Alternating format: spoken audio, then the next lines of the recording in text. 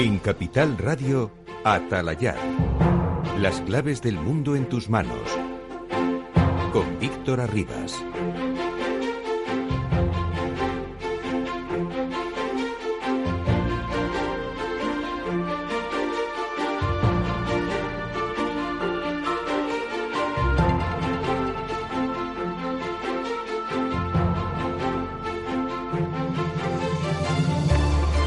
Saludos señores, muy buenas noches y bienvenidos a Atalayar en Capital Radio, en esta que es la segunda emisión del programa de análisis sobre la actualidad internacional de la radio española. Los asuntos exteriores, ya saben, asuntos exteriores abordados desde las ondas con los mejores especialistas y expertos en relaciones internacionales a los que vamos a convocar un lunes más. Hoy lo primero es un recuerdo y un homenaje. Muchos oyentes de nuestro programa, en su hasta ahora única emisión de la pasada semana, nos pidieron ese mensaje de dolor y de consternación por las víctimas del COVID-19 en el mundo, casi 300.000, pero muy especialmente por las víctimas en España, donde los fallecidos por esta pandemia alcanzan la insoportable cifra de 26.744 a día de hoy. Para ellos va el primer recuerdo hoy de Atalayar en Capital Radio, a falta de otros homenajes públicos y señales de luto. La semana pasada, el espíritu de la victoria en 1945 recorrió el mundo occidental. Se conmemoraron los 75 años de la capitulación de los nazis y la victoria de la democracia y de la libertad. No hubo celebración en ningún país por la lucha actual contra el virus que impide cualquier tipo de evento festivo, pero el sentimiento de victoria parece volver a nuestro planeta ante este nuevo enemigo natural de la actualidad. Empieza la fase de desconfinamiento, de salir de los hogares y de volver a la normalidad de siempre, lo que en algunos países se denomina la desescalada y la nueva normalidad. No nos confiemos, porque el enemigo es poderoso pese a su microscópico tamaño y está ya reapareciendo en países donde se le daba por vencido. Enseguida les vamos a contar. Aquí en Europa, los dedos acusadores se dirigen de nuevo hacia Alemania y la democrática y próspera máquina que tira del tren europeo. El Tribunal Constitucional de ese país pone en riesgo de alguna manera la compra de deuda por el Banco Central y los resortes se han activado para impedir que las ayudas a los países que más van a gastar y que más necesitan, por tanto, puedan ponerse en cuestión. Vamos a ver al final quién tiene razón, pero es una vez más la eterna lucha europea, la del norte contra el sur, a la que esta noche vamos a dedicar buena parte de nuestro tiempo con el eurodiputado Antonio López Istúriz, que nos aguarda ya en Bruselas. Estamos en Atalayar, aquí en Capital Radio, es el segundo programa de nuestra primera temporada y estas son las claves del mundo en sus manos. Que nos sirve desde la redacción de Atalayar, Enar Hernández. Enar, buenas noches. Buenas noches, Víctor. Alemania ha estado en el centro de la polémica esta semana por su decisión de declarar como inconstitucional la política de compra de bonos del Banco Central Europeo de los últimos 10 años. La Comisión de von der Leyen amenaza con sancionar a Berlín y en medio la pregunta sobre si esta disputa afectará a las medidas comunitarias que se estaban aprobando para ayudar a los países más afectados por el coronavirus como España o Italia. En el mundo ya son más de 4 millones de contagios y más de 280.000 muertes. En Wuhan se ha vuelto a registrar este domingo un nuevo caso después de un mes. Además, China ha aprobado que la Organización Mundial de la Salud envíe una misión para investigar el origen de la COVID-19 tras las presiones recibidas del bloque occidental capitaneado por Estados Unidos. Y sobre Oriente Medio hablaremos hoy de Irak y el resurgimiento del grupo terrorista Daesh aprovechando el caos generado por el coronavirus. La organización yihadista también está reapareciendo en otras partes del mundo como el Sahel o nuestro país. El pasado viernes era detenido un presunto miembro del grupo que planeaba un ataque inminente en Barcelona y como cada lunes antes de las 11 repasaremos los principales titulares de la prensa internacional. Atalayar, con Víctor Arribas. Bueno, pues ese es el menú informativo de nuestro dinner informativo, podríamos decir. Javier Fernández Arribas, buenas noches. Buenas noches a todos. ¿Qué tal estamos, Javier? Bien, y me uno, yo creo que lo dijimos, pero me uno a ese recuerdo, a ese abrazo, a esa solidaridad con las personas que han perdido algún familiar por el coronavirus. Por supuesto, aquí en España y en el resto del mundo, creo que es la tragedia más grande que se está viviendo desde la Segunda Guerra Mundial. Y nuestro recuerdo y nuestro apoyo y nuestro cariño para los familiares de aquellas de aquellos que hayan podido perder un ser querido. Supongo que en los próximos meses veremos, como se ha anunciado también aquí en España, Javier, la celebración de oficios, de grandes funerales de Estado. Pero bueno, día a día hay que recordarles y, lógicamente, honrar también a las víctimas del virus y, sobre todo, el recuerdo a las familias, porque, fíjate, hemos hecho esa mención porque han sido muchos los familiares de personas que han o bien lo han sufrido y lo continúan intentando superar, o bien han fallecido como consecuencia del virus. Así que yo creo que era una mención completamente obligada, ¿no? Bueno, vamos a saludar, si te parece, a nuestro invitado de hoy, que es el diputado en el Parlamento Europeo, eurodiputado y además secretario general del Partido Popular Europeo, Antonio López Istúriz, que ya nos saluda desde Bruselas. Don Antonio, buenas noches.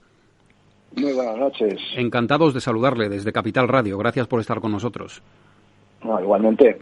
¿Cómo se vive por Bruselas el confinamiento? Hombre, Bélgica es un país especial.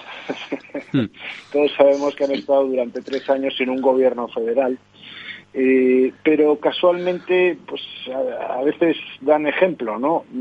Al final, en cuestión de 2 días, organizaron un gobierno federal, nombraron una primera ministra encargada de gestionar la crisis.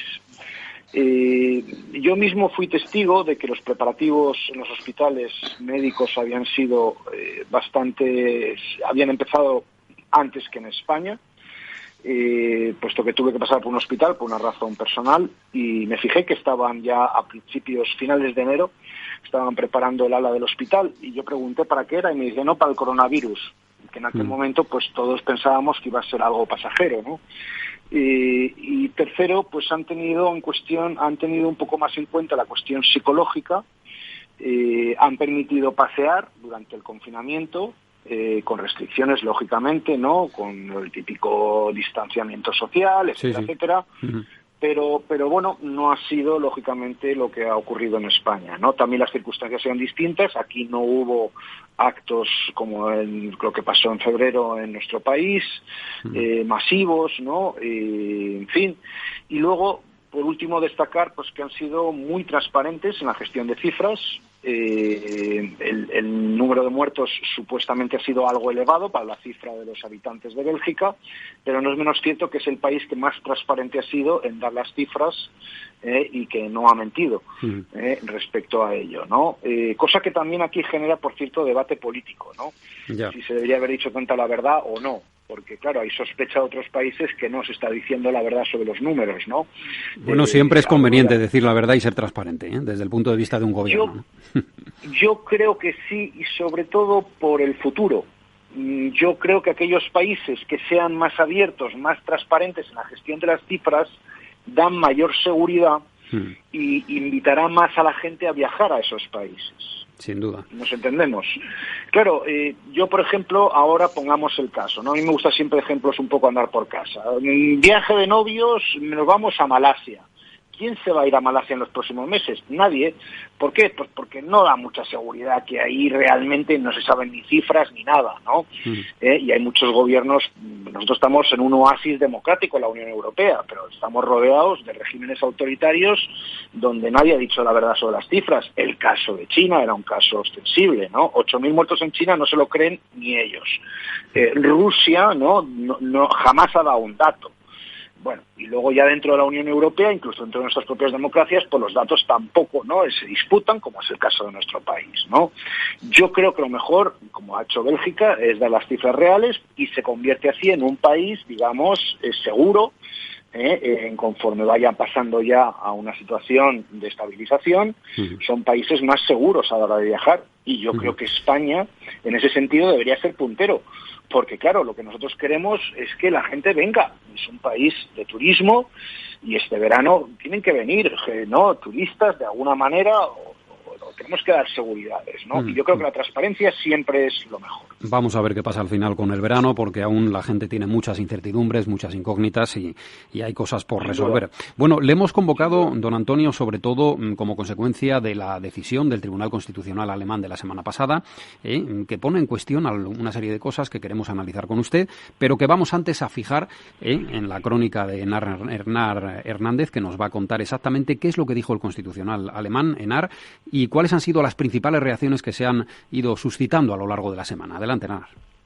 La decisión de Alemania de calificar como parcialmente inconstitucional el programa de compra de bonos del Banco Central Europeo ha abierto una nueva crisis en Bruselas. La sentencia obliga al BCE a dar explicaciones al tribunal alemán sobre sus políticas monetarias y, de no haber acuerdo, Berlín podría abandonar el programa de compra de bonos, provocando una salida parcial del país del sistema del euro. La Comisión de von der Leyen ya ha amenazado con sancionar a Alemania porque no está dispuesta a tolerar que se cuestione el predominio del derecho comunitario sobre los derechos nacionales y defiende la independencia de la entidad europea.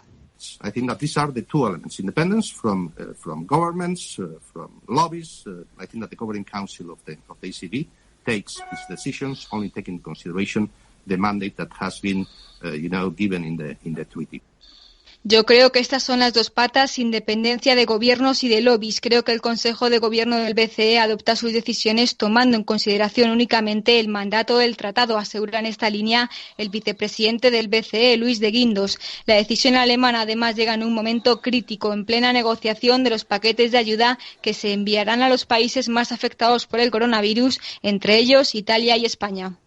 Gracias, Enar. Son los términos en que se ha fijado esta controversia que, pues viene a incidir, como decíamos en nuestra portada informativa de esta noche, en la diferencia de criterios sobre cómo, no quién, sino cómo se debe hacer frente al coste de la reconstrucción que va a tener lugar dentro de, muy poco tiempo cuando se supere la crisis sanitaria. Don Antonio, ¿cuál es su opinión al respecto de todo lo que ha ocurrido desde la semana pasada? Bueno, vamos a ver. No quiero minimizar la importancia de este asunto, pero sí desdramatizar. Los que llevamos algunos años ya en gestión de crisis europeas sabemos que siempre en el momento cumbre hay alguna opinión del Tribunal Constitucional alemán que pone en peligro todo el proceso. Pero esto ha pasado siempre. Es ya una especie como de... Algunos esperábamos desde hace tiempo ya este tipo de comentario del Tribunal Constitucional alemán. Ya lo hizo con el paquete de ayuda a Grecia, lo ha hecho en numerosas ocasiones. Al final lo que prima es lo que dice el Tribunal de Justicia Europeo basado en Luxemburgo. Es al que todos los Estados miembros y todos los órganos jurisdiccionales nos referimos. Siempre ha ocurrido esto y al final se ha acabado arreglando de alguna manera. Entiendo los titulares, entiendo un poco, la preocupación, pero la experiencia me indica, estoy convencido que el Banco Central Europeo mandará, aparte de lo que ha hecho el Tribunal de Justicia Europeo, en el caso del Banco Central Europeo, mandará probablemente un informe sobre la proporcionalidad de sus medidas, tal como su vicepresidente, al que hemos escuchado, a Luis de Guindos, ha hecho, ¿no? Y no creo que pase de ahí el asunto. No va a salir Alemania del euro, ni tampoco se va a destruir el euro, ni la unidad monetaria, en fin. Yo creo que, ya digo que son episodios, es un clásico, es igual que, por ejemplo, Irlanda siempre tiene que realizar referéndums sobre cualquier cuestión que hagamos de reforma de tratados europeos, ¿no? Y entonces siempre estamos todos pendientes del referéndum en Irlanda, es que ahora nadie se acordará, pero los que estamos en esto siempre nos acordamos, siempre hay que esperar a que haya un referéndum en Irlanda para dar el visto bueno o no, como fue, por ejemplo, la Constitución Europea, ¿no? Uh-huh. En fin, son, no voy a decir anécdotas, no lo voy a calificar de anécdotas, pero sí son asuntos que suelen ocurrir siempre en este tipo de situaciones. ¿Y no suena un poco fuerte, don Antonio, que von der Leyen haya amenazado también por su parte? Porque no sé si esto también será habitual, que desde la Comisión Europea se amenace también a Berlín con sanciones, porque claro, la sanción iría al gobierno alemán, pero se supone que en Alemania hay división de poderes, ¿no? ¿O el gobierno alemán le puede decir a un tribunal lo que tiene o no tiene que decir? No. Y además, sobre todo, en Alemania está clarísima, ahí sí que la división de poderes es extremadamente clara. Claro. Y en el caso del Tribunal Constitucional alemán, más. No creo, ni creo tampoco que la Comisión llegue hasta ese punto. Yo creo que estas declaraciones son hechas en un momento, tensión, ¿no? Bueno, pues porque genera en estos momentos la Comisión Europea, quiero recordar a los oyentes, está trabajando para elaborar un paquete de recuperación económica importantísimo, nunca visto, lo que denominamos la especie de Plan Marshall europeo, y entonces, claro, hay en estos momentos una tensión enorme en la Comisión Europea y, en fin, yo creo que más bien se debe a esto realmente, y que al final no va a llegar, no voy a decir la sangre al río, por Dios, pero vamos, que no va el tema a prosperar más. Yo creo que lo que sí haría bien el Banco Central es, humildemente tal vez, enviar una información sobre el grado de proporcionalidad. No pasa nada porque el Tribunal Constitucional alemán no pone en duda toda la cuestión. Lo que sí pone en duda es el principio de proporcionalidad. Bueno, pues corresponde al Banco Central, no solo al Tribunal Constitucional alemán, sino a todos, de todos los países, demostrar la proporcionalidad de las medidas siempre en cada país. Es muy difícil, lógicamente, desde el punto de vista europeo, ser tan proporcional en Bulgaria que en Alemania. Lógicamente son casos distintos, pero yo me consta que las instituciones europeas y el Banco Central Europeo trabajan constantemente con ese criterio de proporcionalidad. Bueno, vamos a ver si Javier Fernández Arribas tiene la misma sensación que nuestro invitado de hoy. Javier. Señor López Istúriz, buenas noches. Muy buenas noches. Usted, si fuera holandés o alemán, ¿le prestaría a España, no a España Estado, sino al gobierno de España actual? Esa va con cierta maldad. No, es que hay que hacer una diferencia. Yo he hablado con el ministro de Economía holandés, conozco las opiniones de los ministros de Economía a lo largo y ancho de Europa, ¿no? Y de primeros ministros. Aquí hay una cuestión entre gobiernos, en los consejos europeos, en los consejos de ECOFIN, no se lanzan dardos, no se critican entre ellos. Pero el error, tal vez, que cometió el ministro de Economía holandés fue hablar de España o de Italia, o hablar del sur, cuando en el fondo, y todos lo sabemos, de lo que estaba hablando era de los gobiernos de estos dos países. El gobierno de Italia, Giuseppe Conte, para los que no estén iniciados en política europea, suena un poco a tenor italiano, ¿no?, el nombre. Giuseppe Conte es producto del Cinque Stelle, que es un partido de ultraizquierda creado por un ex cómico, Beppe Grillo, que está en estos momentos al frente de los destinos de Italia. No digo más. El caso español ya lo conocemos, no digo más. Es decir, en estos momentos hay una desconfianza lógica basada en datos, basada también en algunos elementos de información equivocados proporcionados por estos gobiernos. El caso español es un caso paradigmático. Si tienes un presidente del gobierno que no da bien los datos de déficit antes de la crisis del coronavirus. Recordemos que el Eurostat lo cambió al 2,8% del déficit. Recordemos también que el presidente del gobierno habla de informes de la Universidad Johns Hopkins o de la OCDE con gran alegría, cuando resulta que estas instituciones le niegan la mayor y no saben de qué informes está hablando. Es decir, todas estas cuestiones que pueden parecer prima facie un poco peregrinas son al final las que generan una enorme desconfianza entre los primeros ministros y ministros de Economía y Exteriores de la Unión Europea.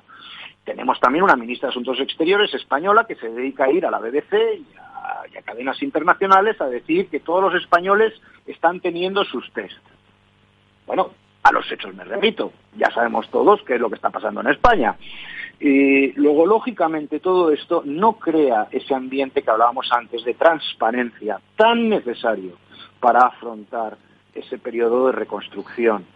Creo que va siendo hora, y como está ocurriendo ahora con el reparto, ¿no?, de las famosas fases, que está hasta el presidente de la Comunidad Valenciana, que no es sospechoso, exigiendo a este gobierno que de una vez hable con realismo y transparencia, que es lo que en el fondo en estas crisis es fundamental y necesario. Respóndanos a una pregunta, don Antonio. Sí. Habla del caso español muy abiertamente y por ahí quiero preguntarle.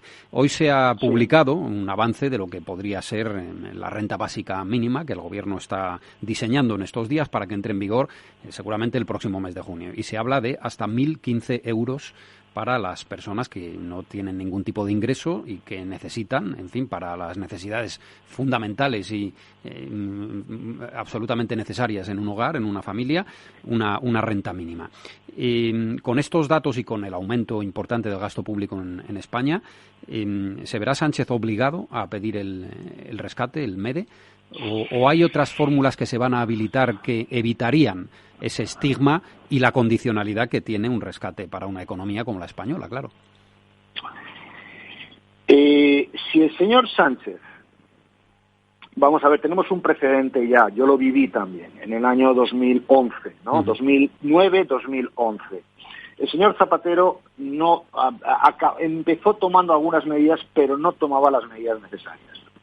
Llegó esas elecciones y el señor Mariano Rajoy y el Partido Popular por segunda vez tuvieron que asumir esas ingratas, desagradables medidas necesarias para la recuperación económica y social del país. Vamos camino de la tercera experiencia desgraciada de este asunto. Está a tiempo el señor Sánchez de tomar las medidas necesarias para que eso no ocurra. Ahora, está claro que con los precedentes de este gobierno, con los socios que tiene este gobierno, con el vicepresidente del gobierno, señor Iglesias, diciendo en Financial Times que si no hay mutualización de la deuda, la Unión Europea no tiene razón de existir.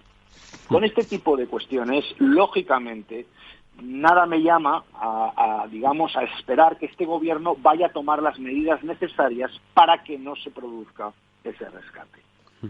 Sí, sin embargo, vuelvo a insistir, está a tiempo, pero desde luego no lo sé, uno puede creer en los milagros o no, pero necesita rápidamente tomar una serie de medidas que no lo sé si este gobierno, y más con los socios que tiene, va a tomar. Y esa es evidentemente la misma duda que tienen otros gobiernos europeos que están perfectamente informados de lo que sucede con este gobierno en España. O sea, lo que está claro es que el gobierno del señor Sánchez tendrá que asumir las condiciones para que llegue ese dinero a España. O sea, no es lo mismo tú me das el dinero y yo hago con él lo que me parezca oportuno, o que haya condiciones como, lógicamente, establece la Unión Europea para fiscalizar en qué se gasta, ¿no? El mecanismo que hemos hablado, el MEDE, que se ha mencionado, está claramente ya hay una condición. Solo se puede dedicar a gastos sanitarios. Voilà, ahí lo tienen, 24.000 millones. Si le toca a España, de la parte del MEDE, pero solo para gastos sanitarios. Si se gastan €1 en algo que no toca, evidentemente la Comisión Europea tendrá que fiscalizarlo. No van a venir señores de negro, como dicen, efectivamente, pero desde luego no van a permitir que se gasten los euros en otra cuestión que no sea eso. El dinero tiene una finalidad clara, ¿no? Eso es evidente. Claro. Y, por ejemplo, pues para el tema de empleo está el mecanismo SURE, que son otros 100.000 millones de euros, luego está el Banco Europeo de Inversiones, tenemos fondos estructurales no utilizados por España todavía a disposición, pero todo eso, evidentemente, es que si hay alguien que se crea que es que son tontos al norte de los Pirineos, pues evidentemente pues están muy equivocados. Es decir, no solo a España, a cualquier país, lógicamente ese dinero va con una condicionalidad, va con una vigilancia. Evidentemente, tiene que ser así. Si no, evidentemente, pues el Tribunal de Constitucional alemán y otros pues tendrían razón en sus críticas, ¿no?, de la falta de previsión o de control por parte del Banco Central Europeo. Por lo tanto, quiero decir que eso es normal. Yo creo que cualquiera en su sano juicio entiende perfectamente que eso tiene que ser así, ¿no? No va a ser dinero para que se utilice para cuestiones políticas y tal. Otra cosa son los anuncios rimbombantes a los que estamos acostumbrados, ¿no? Ahora el tema de la renta universal, como lo estuvimos con el tema de los eurobonos, como el tema de, en fin, cosas que pues van soltando, ¿no?, globos sondas para ver cómo se reacciona, ¿no? En fin, los eurobonos es un instrumento que tarde o temprano la Unión Europea tendrá, pero el problema es que ahora mismo crear eurobonos supondría 2 años de discusiones. ¿Para qué irnos a los eurobonos si tenemos instrumentos que ya existen? ¿Para qué liarnos ahora con eso? Son ideas de bombero y, en fin, y que se lanzan allí grandes proyectos que no van a ningún lado, y lo que hay que hacer es empezar a tomar medidas en la economía nacional, evidentemente, para precisamente evitar ese futuro. Además de eso, señor López Istúriz, por supuesto que hay unas condiciones, hay unas reglas, pero compaginar esto va a ser posible. Lo digo porque la Unión Europea, la respuesta que dé la Unión Europea en su conjunto a sus ciudadanos europeos, no solo ya a los españoles, puede depender mucho su futuro, porque hemos visto con el Brexit el crecimiento de partidos de extrema derecha, euroescépticos, etcétera, etcétera. Ahora mismo Europa está ante una encrucijada donde se juega su futuro y la confianza de sus ciudadanos. Lógico, y al final, ¿qué es lo único que puede generar confianza? La transparencia y el cumplimiento de las reglas. Eso es la fórmula mágica para que al final esto siga adelante. No hay más. La transparencia, por cierto, también va para Holanda, que también tiene un régimen fiscal muy interesante, ¿no? Demasiado interesante, ¿no? Sí. Es decir, por eso digo que no, aquí llueve para todos, y eso se va a tener que revisar para todos. Y si se cumplen las reglas, saldremos adelante, generaremos confianza, volverán los inversores, no solo a Europa, no solo a España. Es decir, yo creo que chico, no hay mayor fórmula que cumplir con las reglas, ¿no? Y en eso yo creo que las instituciones europeas ahora se la juegan. No pueden permitir que los Estados miembros, que recuerdo a los oyentes, siguen siendo los principales detentadores del poder en esta Unión Europea. La decisión final es siempre los Estados miembros, en fin, pero le toca a las instituciones supervisar la implementación de esos acuerdos. Creo que la Comisión no puede cometer un error en esta cuestión. El Banco Central, como hemos visto con el caso del Tribunal Constitucional alemán, no puede cometer un error porque, como muy bien ha dicho, efectivamente, ese tipo de errores puede generar luego la aparición de movimientos antieuropeos en países de Europa, sobre todo del norte, ¿no? Para que eso no se produzca, tienen que tener claro que se están cumpliendo las reglas por parte de todo el mundo. Bueno, lo dejamos ahí, don Antonio. Gracias por estar en nuestro segundo programa de Atalayar en Capital Radio. Le saludamos desde Madrid y muy buenas noches. Encantado y muy buenas noches. Hasta la próxima. Atalayar, con Víctor Arribas en Capital Radio.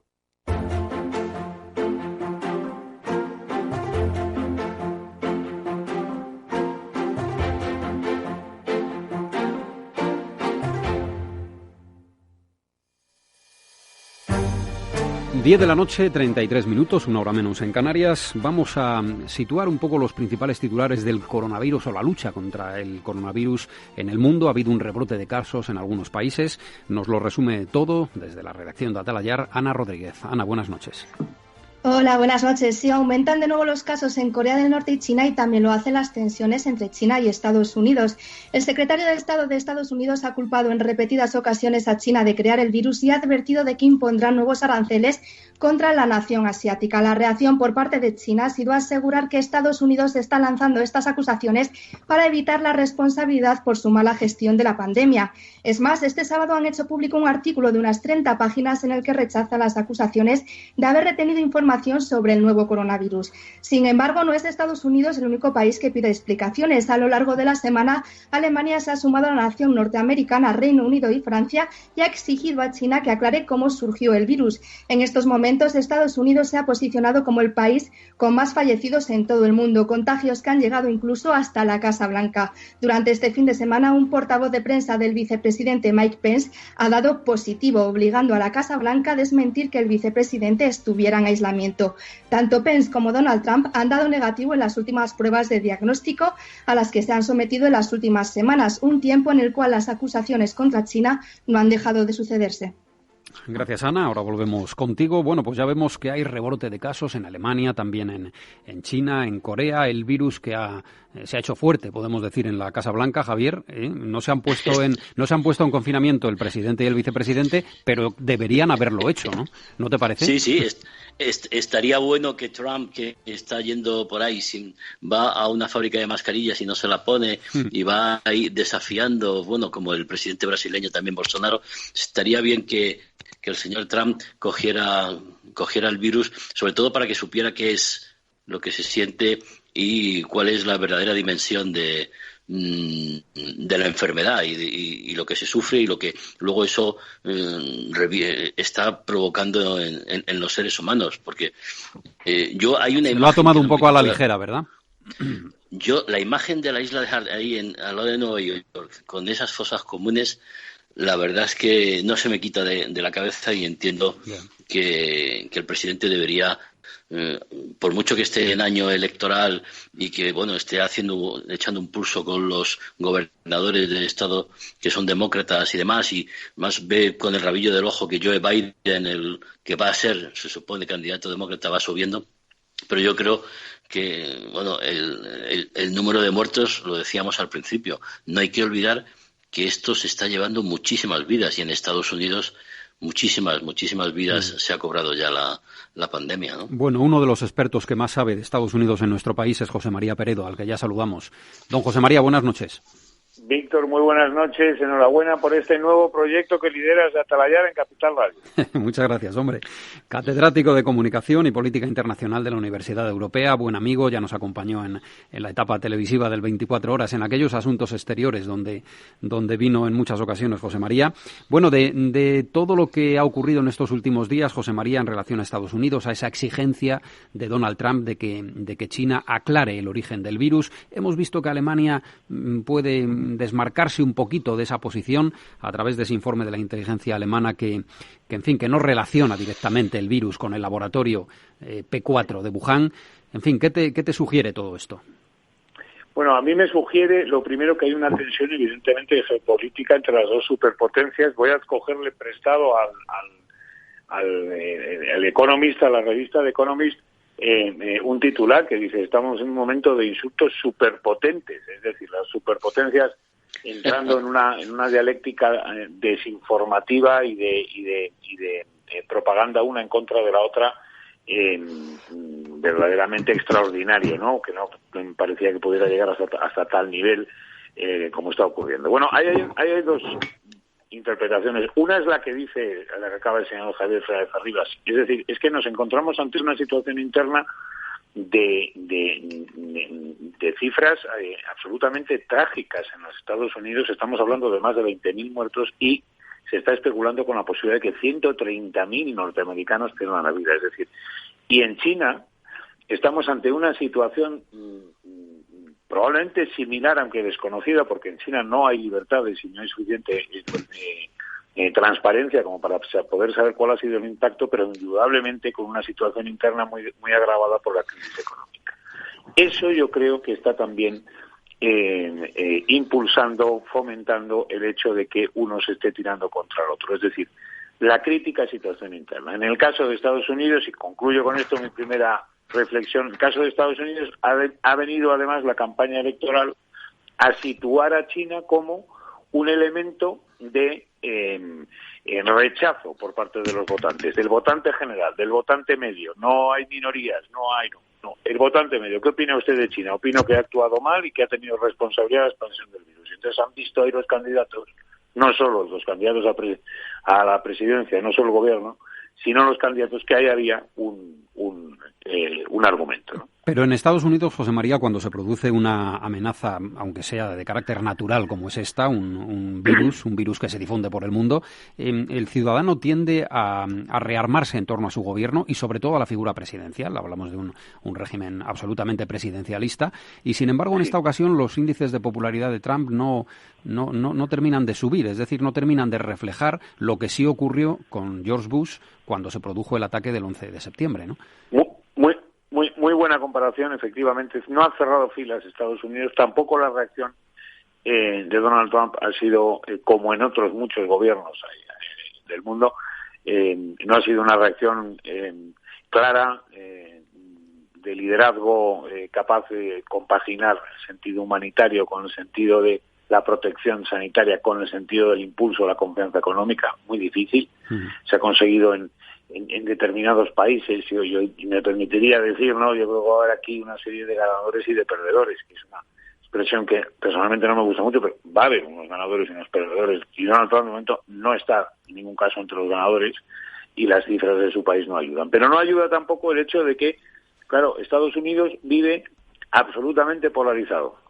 Ya lo vivía también Bush, iniciaba o vivía en esos momentos de polarización, pero no hasta el extremo de... Mucho más ahora. Claro, que ha vivido Estados Unidos desde la llegada de Trump, desde el final de la etapa de Obama y demás. Entonces, claro, un país absolutamente fracturado también en los niveles estatales, pues lamentablemente, en una crisis que no tiene precedentes, además, pues no ha tenido el presidente no ha tenido suficiente capacidad para aglutinar ahí un poco el respaldo o liderar la reacción social, ¿no? Javier, tu opinión y tu reflexión también a propósito de esto. Yo ahí introduciría, si me permite José María, además le pido que lo complete o me enmiende el tema económico. O sea, además de lo que es, las peculiaridades, por llamarla de alguna manera, del señor Trump, que hasta hace 2 meses, pues el pueblo norteamericano sabía que su presidente era como era, etcétera, pero estaba garantizando los salarios, estaba fidelizando a las empresas para que no se deslocalizaran, no se fueran de Estados Unidos, pero ahora, claro, no solo los más de 70.000 muertos que tiene Estados Unidos de coronavirus, es que tiene 33 millones de parados. 33 millones de ciudadanos norteamericanos que han solicitado el subsidio de desempleo. Con lo cual, si Trump, que hizo del argumento del salario y de el America First y hacer América grande otra vez, teniendo en cuenta ahora las cifras que están encima de la mesa, no ya solo con su enfrentamiento con China, sino internamente, ¿cómo va a poder justificar el señor Trump la situación económica, que es un verdadero desastre? ¿Se está jugando la reelección, José María? Está completamente... Buenas noches, Javier, me alegro mucho de saludarte. No sabía. Igualmente. Te felicito igualmente por el programa. Yo creo que ahí la comparación es pasar del momento de George Bush, efectivamente a corto plazo, o verlo a mucho más largo plazo con la crisis del 29. Es decir, en la crisis del 29 los gobiernos cambian completamente de signo, y el gobierno y el país cambian completamente de signo porque la debacle que ha venido económica y del crecimiento del paro y demás, pues efectivamente produce esa reacción en el electorado, y eso tiene, yo creo, que muchísimo peso en este momento, aunque todavía es pronto para saber, yo diría, cuál va a ser la orientación final en términos electorales, porque esto va a depender mucho de cómo se resuelvan cómo se vaya resolviendo la crisis. Es decir, el bagaje de esa recesión económica y el bagaje del nivel de víctimas, yo creo que eso va a estar claramente en el saco de Donald Trump. Le va a pesar a Donald Trump eso como una carga, pero también quedan varios meses también para que se produzcan situaciones y acuerdos y impulsos económicos que le den al país también otro aire y otra esperanza, ¿no? Como en otros países, ¿no? Yo creo que en ese sentido Donald Trump va a intentar jugar ese medio plazo desde el punto de vista político, y luego también hay que tener en cuenta que además de la cuestión política está la cuestión humana que están viviendo, que esto también es importante tenerlo en cuenta. Es decir, es que el coronavirus en este momento, como habéis dicho en la información, es que está en la Casa Blanca. Sí, claro. Oye, dejarme romper una lanza en favor del personaje, ¿no? Porque el balance de Trump en los medios de comunicación de todo el mundo es muy negativo, ¿eh? Las críticas son enormes, los análisis, tanto los opinativos como los informativos, son demoledores hacia él, pero hay algo que yo quiero subrayar esta noche, Javier, José María. ¿Te vas a inyectar desinfectante? Espera. Déjame, porque yo creo que nuestros oyentes tienen derecho a saber, los oyentes en España tienen derecho a saber cómo son las ruedas de prensa en la Casa Blanca en estos días de coronavirus. Cómo son siempre, pero especialmente ahora.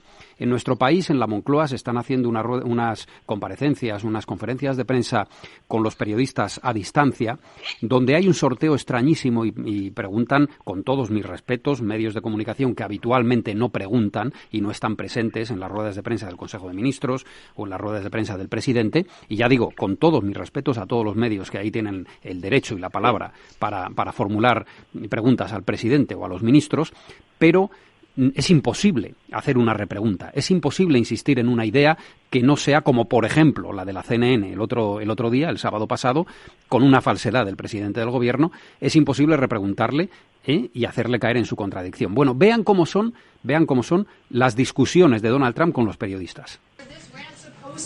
I just went over it. Nobody thought we should do it, and when I did it. But what did you do with the time that you bought? You know the we month did. Of February. That we did. Was a gap. What do you do? Month of February. What do you do when you have no case in the whole United States? You had cases when in February. Excuse me, you reported it. 0 cases, 0 deaths on January 17th.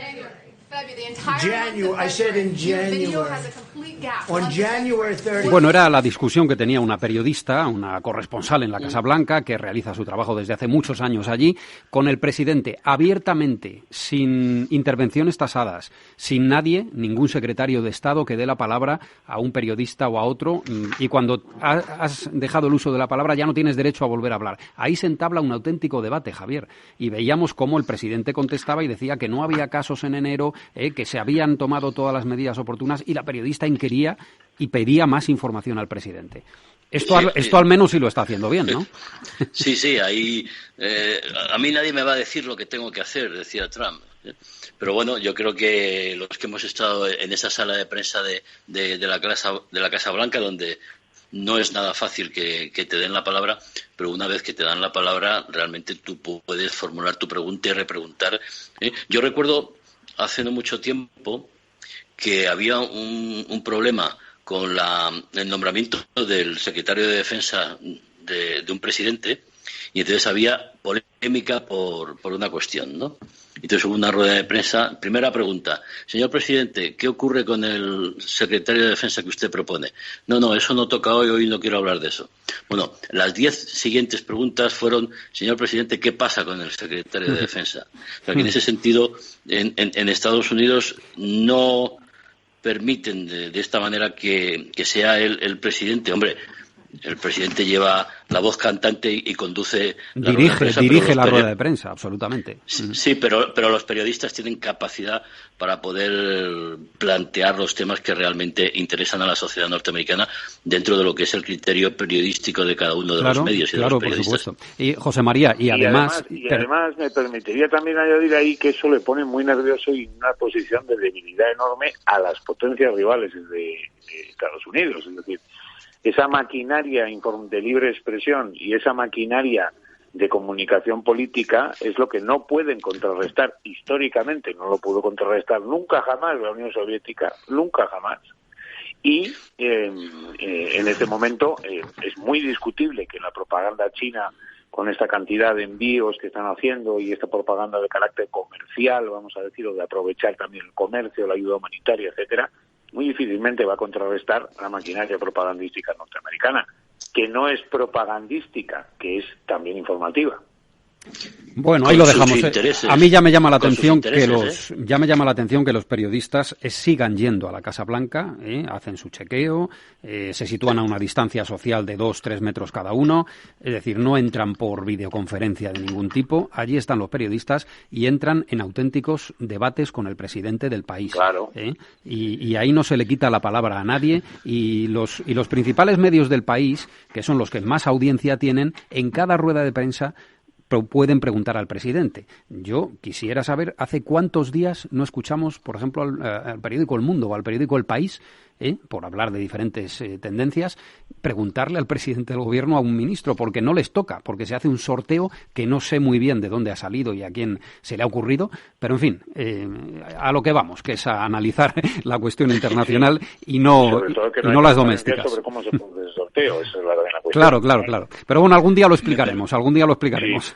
¿Me permites un inciso, Víctor? Muy breve, rápido. Muy breve. No, recomendar a nuestros oyentes un libro que se titula Esto no va de Trump, que ha escrito José María Peredo con ilustraciones de Begoña Moreno, y es un libro que les recomiendo porque en esos artículos José María explica cuál es la política interna y la política exterior de la administración de Donald Trump, y es un libro muy interesante. Ardemos en deseos de tenerlo en nuestras manos. Se iba a presentar José María cuando surgió el confinamiento, ¿no? Efectivamente, lo tuvimos que lo ha coeditado la revista Atalayar con la editorial La Catarata, lo tuvimos que suprimir. Yo creo que fue de las primeras cosas que se canceló, por cierto, con un gran acierto que tuvimos, lamentablemente ante la situación que venía, pero estuvo ahí muy, en fin, los organizadores muy atentos a reaccionar. Con la colaboración inestimable de Casa de América, que esperemos recuperar dentro de pocas semanas para poder hacer la presentación del libro como se merece. Seguro que se podrá. Sí. José María, contamos contigo para próximos Atalaya, aquí en Capital Radio. Hombre, para mí será un placer y enhorabuena por el proyecto lleno de interés para tantísima gente interesada por la política internacional. Muchas gracias, un abrazo, buenas noches. Un abrazo, buenas noches. Bueno, vamos a Oriente Medio, lo anunciábamos en un inicio de nuestro programa, Ana Rodríguez, porque aprovechando el coronavirus y la preocupación total de la comunidad internacional, bueno, pues el Estado Islámico está intentando recuperar posiciones, al menos geográficas. Ana, cuéntanos. Así es, Víctor. Daesh está aprovechando el escenario de inestabilidad política y social que vive Irak en parte por la pandemia del coronavirus para ejercer de nuevo su influencia en la región. Ante esta situación, las fuerzas de seguridad de Irak han puesto en marcha una operación militar para impedir que Daesh siga perpetrando ataques en el país. El hecho de que Daesh esté aprovechando la pandemia del coronavirus para aumentar su influencia también preocupa a otros países, como por ejemplo España, donde la Guardia Civil detuvo el viernes en Barcelona a un individuo que tenía la intención de perpetrar un atentado de forma inminente. Desde el pasado mes de noviembre se registraron indicios del posible resurgimiento del grupo terrorista en Irak. Sin embargo, con la llegada del coronavirus, estas predicciones han comenzado a hacerse realidad. En definitiva, Daesh ha aprovechado que Irak ha tenido que recurrir a gran parte de su ejército para apoyar las medidas del coronavirus para intentar ganar terreno en el país, algo que las autoridades de Irak no están dispuestas a consentir por el momento. Bueno, son las 10 de la noche, 52 minutos, 9:52 en Canarias, y saludamos a Santiago Mondéjar. Don Santiago, buenas noches. Hola, buenas noches. Es consultor de servicios de investigación estratégica a medida, es colaborador de Atalayar también, pueden leer sus artículos en el digital atalayar.com. Y, don Santiago, la primera pregunta que surge al conocer esta información es si los terroristas, en fin, aprovechan que la preocupación y la mirada del mundo está puesta en algo muy diferente ahora mismo al terrorismo internacional. Ciertamente, Víctor, ese es el caso. Actúan de manera oportunista. Se han producido un cúmulo de circunstancias, algunas de las cuales han apuntado acertadamente con anterioridad, que les permiten proyectar esa estrategia global que ellos tienen.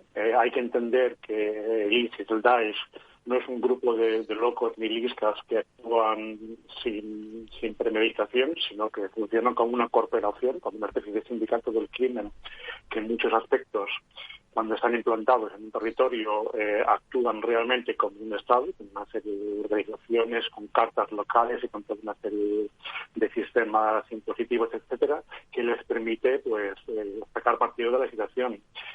Una de las claves de las circunstancias que se ha producido específicamente en Irak fue el abandono por parte de Estados Unidos de Siria, que dejó en una posición de gran debilidad a los kurdos que estaban a cargo de las prisiones. Repitiendo un patrón que ya habían utilizado anteriormente, el Daesh procedió a liberar a cantidades importantes de presos que estaban en las cárceles en Siria, y a eso hay que unirle además la retirada de Estados Unidos de 6 bases en Irak, la suspensión del entrenamiento militar que la NATO estaba dando a las tropas iraquíes, la falta de liquidez a causa de la crisis del petróleo. Irak es un país tremendamente dependiente de los flujos económicos provenientes del petróleo.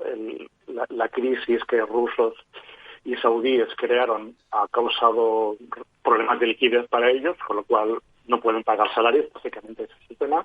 Y luego, además, estamos en Ramadán, es el periodo del Ramadán, que históricamente el terrorismo sunita siempre aprovecha para incrementar su actividad. Habíamos visto que Daesh no es que hubiera retrocedido posiciones, es que había perdido directamente los territorios, por ejemplo, en Irak y en Siria. De alguna forma ese califato que ellos habían fundado en el año 2014 se había desintegrado, ¿no? El riesgo ahora es que vuelvan a hacerse fuertes o en esos o en otros territorios, ¿no? Ese es el caso, ciertamente. Mira, hay que tener en cuenta, como os decía anteriormente, que funcionan como una corporación. También en el tema de los ingresos, en las fórmulas que utilizan para recabar dineros, ellos extraen impuestos revolucionarios de la producción del petróleo. Como sabéis, durante un tiempo estuvieron en sus manos una gran parte de los sistemas de producción de petróleo en Irak, y eso les permitió durante mucho tiempo ser la organización terrorista más rica del mundo y les generó ingentes cantidades de dinero. Esos dineros, en parte, los no operativos, fueron puestos en depósitos en sitios como Qatar, y ahora están utilizando esos depósitos junto a las donaciones que individuos privados de Qatar les hacen para expandir su idea del califato en otros territorios. De luego, lo que hay que entender es que el Daesh no tiene una concepción nacional de sí mismos. Esta proyección del califato es transnacional. Ellos tratan de alcanzar un expansionismo panislámico que alcance, de hecho hasta Córdoba, vamos. Con lo cual, cualquier situación que a ellos les permita sacar ventaja táctica y estratégica, en el contexto en el que estamos, con el retraimiento de Estados Unidos, con la pandemia, etcétera, etcétera, es una situación ideal para ellos para consolidarse donde están y para proyectarse a otras localizaciones. Bueno, Santiago, vamos a tener tiempo en las próximas semanas de analizarlo con más profundidad. Hoy nos hemos quedado un poco sin tiempo. Te agradecemos la intervención en nuestro programa esta noche y hasta una próxima semana. Santiago Mondejar. A vosotros, un privilegio. Muchas gracias. Buenas noches.